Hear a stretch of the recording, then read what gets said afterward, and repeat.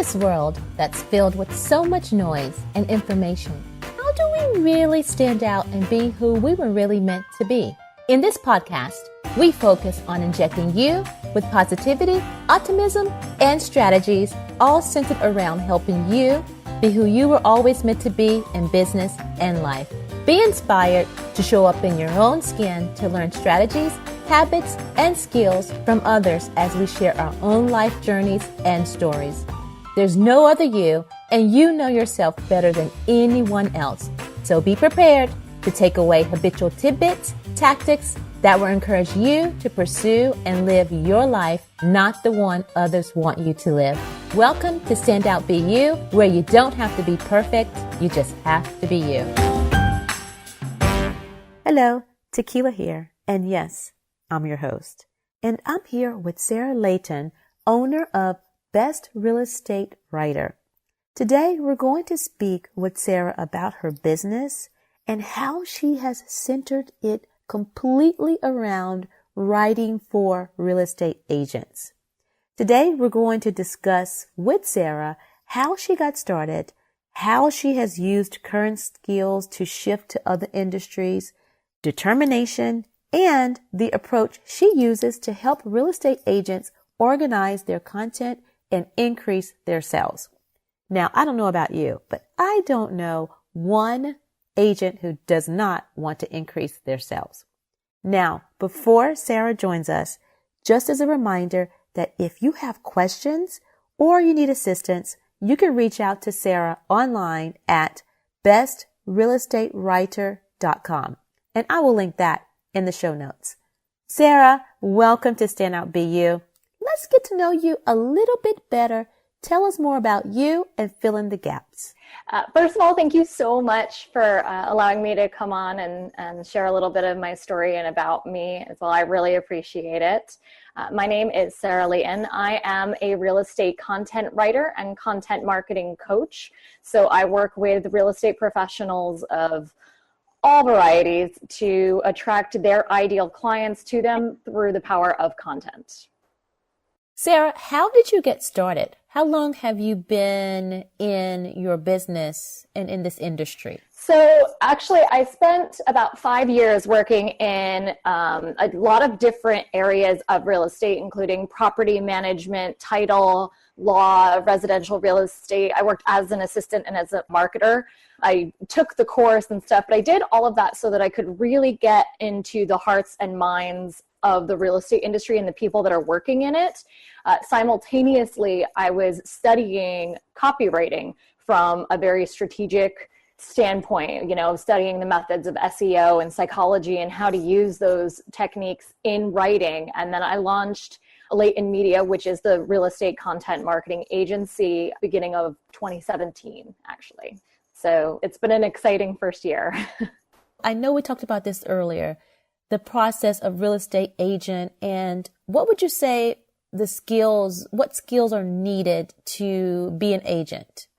Yeah, I think it's pretty fair to say that very few agents really understand what they're getting into when they sign up to be an agent. Most people have other jobs and other careers, and they get to some point where the paycheck is no longer enough motivation for them to be told what to do or to work with these people that they don't like or whatever the circumstances are. And they launch themselves out into this entrepreneurial space, which is in the spotlight very much right now in the world. It's, the new hot thing to be an entrepreneur. And real estate is a very fast, easy way to kind of get yourself in the door. The problem is that there's not really enough messaging out there explaining just how expensive it is to be a real estate agent, especially when you're starting up, that it's thousands and thousands of dollars just to get yourself, through the door and get your license and your dues and all that kind of stuff is really expensive. And then to market yourself is unbelievably overwhelming for most agents, especially since many of them, even if they come from a marketing background, don't have a thorough understanding of how to go after the right people and who those right people are. So that's something that I work with them on, is taking that step back and, who am I? who do I like to be around? Who do I want to help buy and sell real estate? Because we only get this one life to do this. So, and then once you understand who you are and who you want to work with, now we can start to look at that person more specifically and tailor content, whether it's a Facebook post or a podcast or a webinar or a blog, specifically to really attract those people. Now, have you always done this? What were you doing before you even got into this real estate world? Actually, I've had two former careers. One was in geriatric healthcare prior to this. And then before that, I've had about 10 years in hospitality management. So customer service has always been a thing. Helping others has always been a thing for me. I just made a new transition when I realized how much of a need there was for people in real estate to, it's heartbreaking to watch people make this leap and invest their money and energy and friends and family and everything into it. And majority of them do fail. And those numbers are about to go up a great deal with companies like Zillow and Amazon. And I predict Facebook moving into the real estate industry. The game's about to change and get a lot more difficult. So it's heartbreaking to watch people lose their businesses after making that leap. It's really just devastating. So I'm trying to help as many of them as I can to avoid that. Yes. And it's so needed because we talked about this earlier that I too worked with real estate agents as clients as well. And it's a perfect segue, I think, with taking on the copy of how they talk to their customers. And one thing I did hear you say is that you help them determine their ideal or target audience. Am I correct? Yeah. And then I reverse engineer them. Take me through the process, Sarah. Let's say we have an agent with an existing audience or business. How does this work with your particular program and business? So basically, the first thing that we do, which is the most painful part of hiring me, is that we complete this profile that I've created. It's almost like if you were creating a dating profile for somebody, and it gets really specific in questions, about how old is this person, what's their sex, are they married, do they have kids, if so, how old are their kids, all kinds of things like that. And then at the end, the two most important things that we go over are what are this person's goals and dreams, and then what keeps them up at night. What are their problems and their fears? Because once you understand who a person is and what motivates them either towards gain or loss, now we can position the agent as the stepping stone and the solution to everything, make it also hyper local so that they become sort of the digital mayor of their market. But by creating content that talks to the buyers and sellers' problems or goals, we can build trust, and very quickly.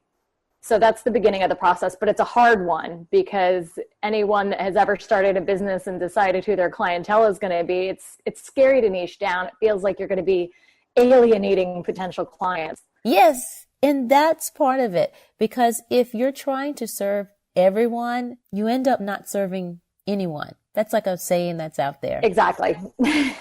Sarah, let's rewind a little bit. You are a full-time entrepreneur, but you mentioned earlier that you had other positions prior to your business. Were they more of a 9-to-5 type of situation, 9-to-5 job? Yeah, I had a series of 9-to-5s. Like I said, I spent, a year in title. I worked for an agent, which was more than 9-to-5. I worked at a real estate law firm. I worked at a property management company, things like that. Those were all 9-to-5s. And then I was going home at night and studying the copywriting side. The copywriting, and correct me if I'm wrong, so the writing was an additional skill you decided to add on to your existing skills. Is this correct? I've always had a really deep-rooted passion and love for writing. I've always enjoyed it, but not fictional stuff. I'm not that kind of creative, you know what I mean? But if you give me, like in school, if they gave me an essay topic or a term paper or something, boom, I got it. I love that stuff. So once I discovered that copywriting could be a thing and it could be sold online and everything, I realized that real estate would be a lucrative way to go with it too. And I just thought, hey, I'm still in my 20s. Let's give this a go and see if I can actually turn my passion into something that'll pay my bills. Okay. Take me back to when you were actually starting your company. What were your proudest or your most challenging moments? It's kind of funny. It was one of those things where I had most recently been at a real estate law firm and I got laid off, basically. I was sitting here one night on the couch and just kind of like, crap, now what? And I just sort of said to myself, maybe now is the time. I, at the time, was 28 and said, I'm running out of years in my 20s. And at 35, it won't be cute to keep launching companies and possibly failing at them. You know what I mean? So I said, you know what? It's been a couple years since I had launched a company. I think, you know what? Let's just give it a roll of the dice. And I had just enough money in the bank to cover 1 month like rent and stuff. And that was like, I was eating ramen noodles. And so I said, well, so, I'll get, you have 1 month to make it happen or not. And then you're going to have to go back and get a job somewhere and call it a day. And I threw up a Wix website in the middle of the night. I spent like 4 hours on it with one pretty crappy blog article and then went to sleep. And when I woke up, I had a client. So at that point I was like, oh, maybe this wasn't crazy. And as always, I call this testing your idea. Yeah, exactly.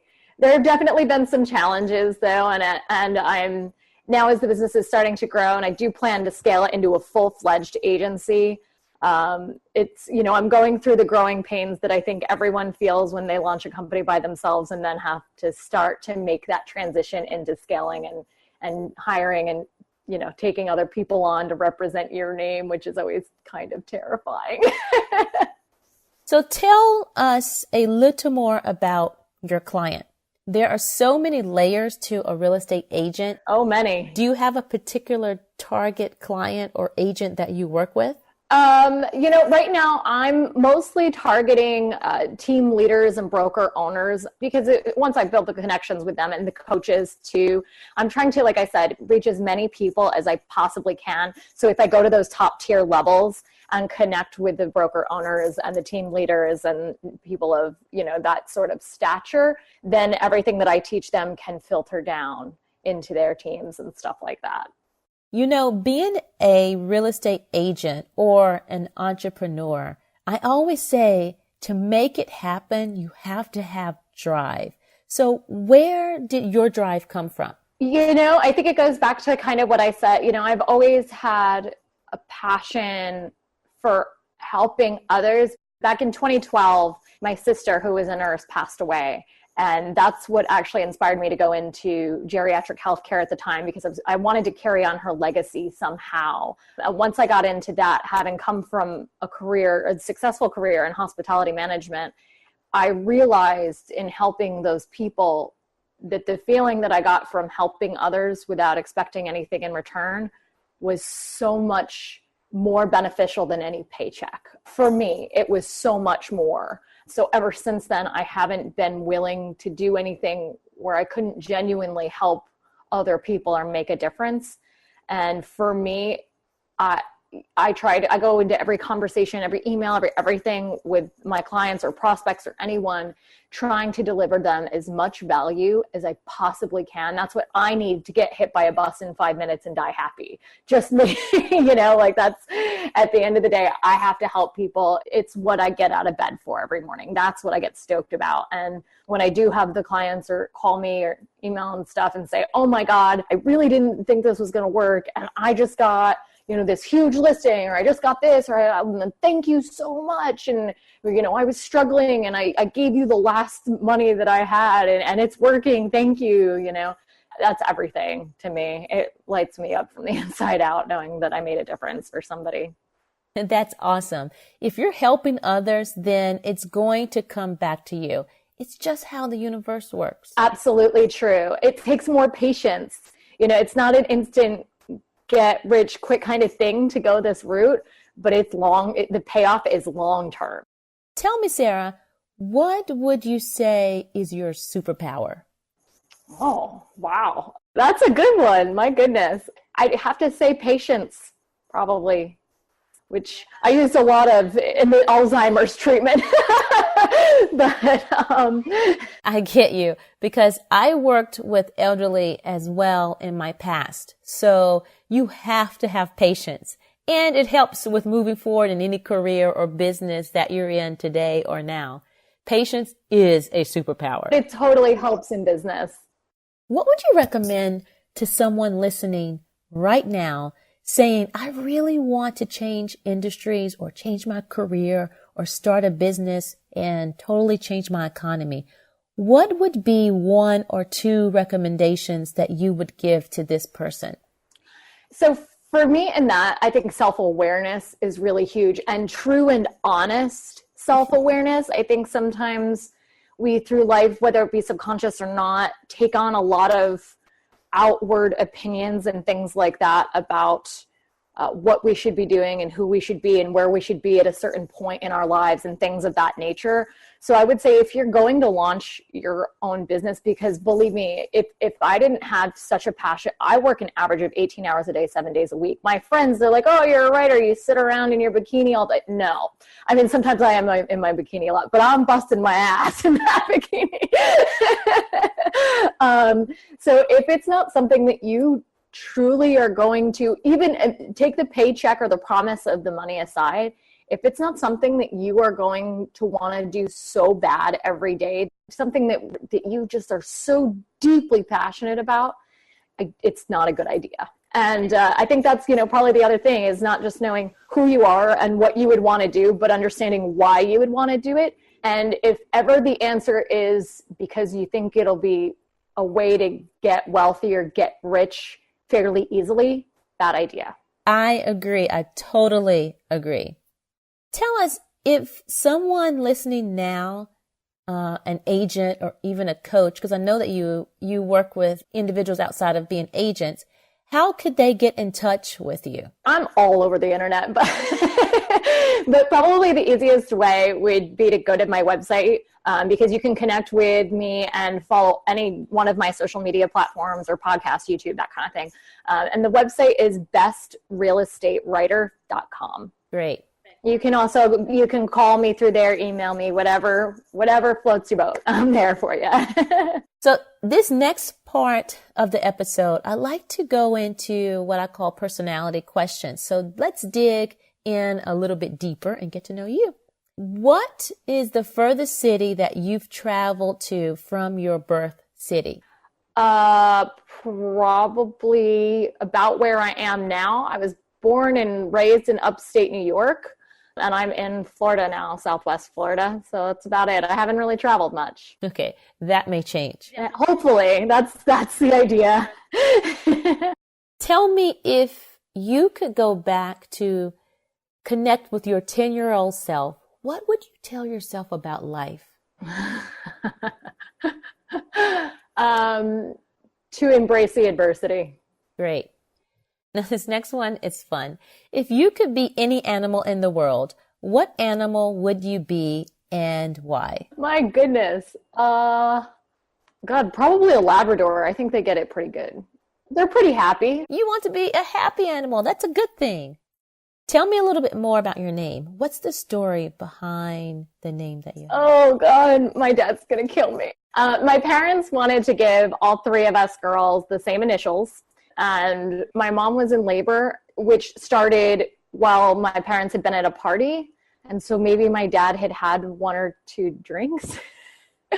And his favorite song, or whatever song was stuck in his head at the time, was the Jefferson Starship song, Sarah. So I ended up Sarah.